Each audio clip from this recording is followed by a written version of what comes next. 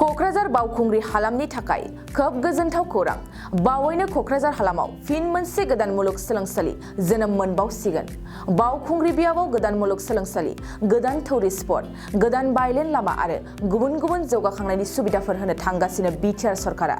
नंगौ, बे समाव क'क्राझार हालामखौ जौगाखांहोनांगौनि थाखाय फिन माखासे गोदान थांखि लादों बिटिआर सरकारा आरो बे थांखिखौ फारि फारि खौरांगिरिनि सिगाङाव फोरमायनानै होदों गाहाय मावफुं सोद्रोमा प्रमद बर'आ।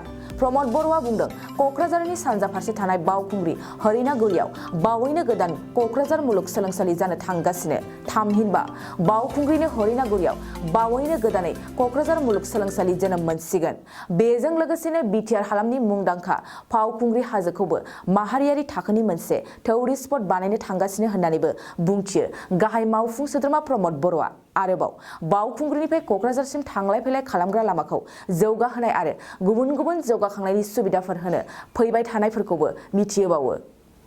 आरो बे हरिनागुरि ओनसोलाव जोंहा बेवहाय बड'लेण्ड जि क'क्राझार इउनिभारसिटि बे जानो थांगासिनो दङ आरो बावखुंग्रि जि ओनसोल बेखौ जोङो जोबोद मोजाङैनो बावखुंग्रिखौ नेशनेल लेभेलनि मोनसे टुरिस्ट स्पट डेभेलप खालामनो थांगासिनो दङ आरो बेवहायनो मोनसे फिल्म स्टुडिअ खालामनायनिबो जोङो सानबाय थादों बे ओनसोलावनो। आरो बेजों लोगोसे जोङो बावखुंग्रि ओनसोलाव गुबुन गुबुन एक्टिभिटिफोर जों खालामनो आखायाव लादों आरो क'क्राझारनिफ्राय लानानै बावखुंग्रिसिम जि लामा दङ बे लामाखौबो बायलेनाव जोङो डेभेलप खालामनो सानदों।